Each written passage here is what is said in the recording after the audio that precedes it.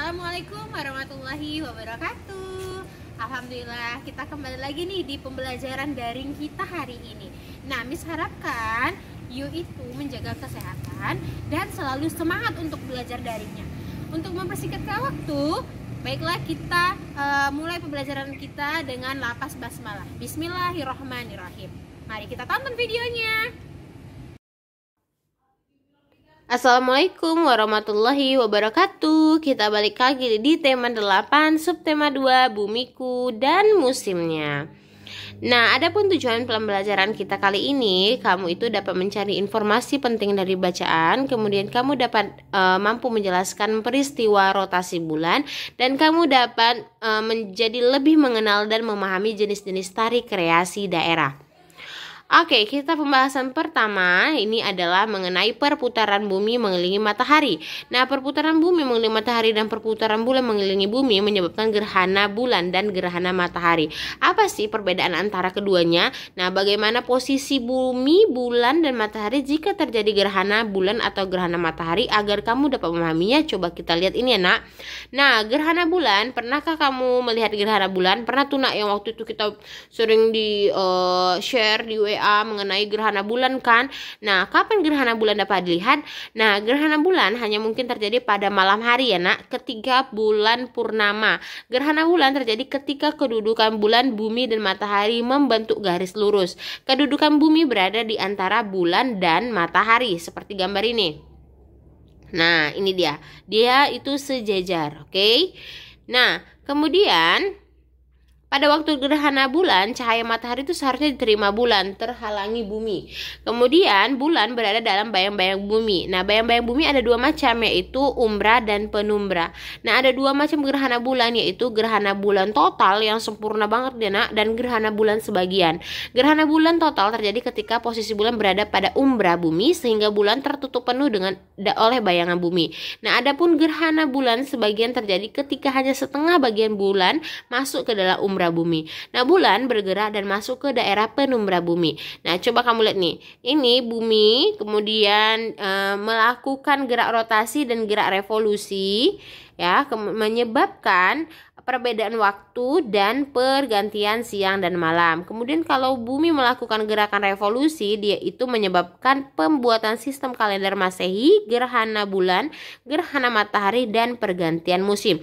Ini anak ini yang menyebabkannya. Kemudian pembagian waktu itu bumi itu memiliki satelit, yaitu bulan. Nah, bulan ini berevolusi ya, dia itu dapat mengelilingi matahari dan mengelilingi bumi. Nah, kemudian bulan itu dapat bergerak secara rotasi. Oke. Nah, di sini pembahasan selanjutnya mengenai gerhana bulan. Nah, gerakan bulan. Berikut jenis gerakan bulan beserta akibatnya. Pertama itu ada rotasi bulan. Sama halnya bumi dan planet lainnya, bulan juga berputar pada porosnya atau berotasi. Waktu yang diperlukan bulan untuk melakukan satu kali rotasi sama dengan waktu yang diperlukan bulan untuk berevolusi mengelilingi bumi. Dapat dikatakan bahwa periode rotasi bulan sama dengan periode revolusi. Hal itu menyebabkan permukaan bulan yang menghadap bumi akan selalu terlihat sama. Kemudian ada revolusi bulan mengelilingi bumi. Selain berputar pada porosnya, bulan itu juga bergerak mengelilingi bumi yang disebut revolusi bulan. Akibat revolusi bulan akan tampak berubah-ubah jika dilihat dari bumi. Perubahan ini disebut fase bulan. Nah, fase bulan dipengaruhi oleh posisi bulan terhadap bumi dan matahari. Kemudian ada revolusi bulan mengelilingi matahari.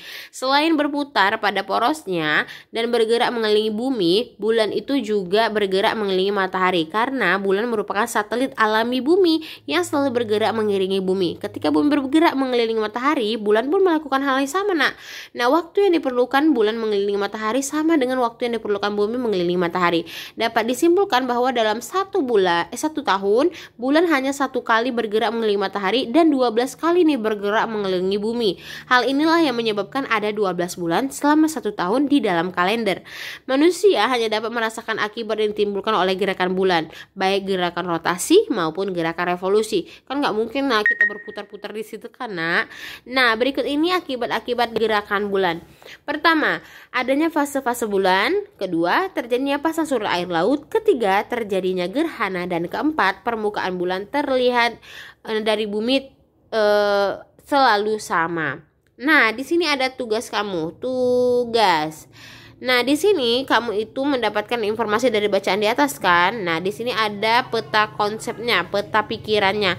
Kamu bisa menuliskannya dengan bahasa kamu sendiri. Nah, Miss, harus ditulis semuanya. Enggak harus ditulis semuanya. Kamu itu bisa menuliskannya dengan bahasa kamu sendiri, disimpulkan dengan bahasa kamu sendiri. Oke, misalnya revolusi mengelilingi matahari. Kamu cari tadi revolusi mengelilingi matahari. Oh, intisarinya apa? Pakai bahasa kamu. Oke? Nah, di sini kita balik ke pembelajaran tentang tarian tradisional.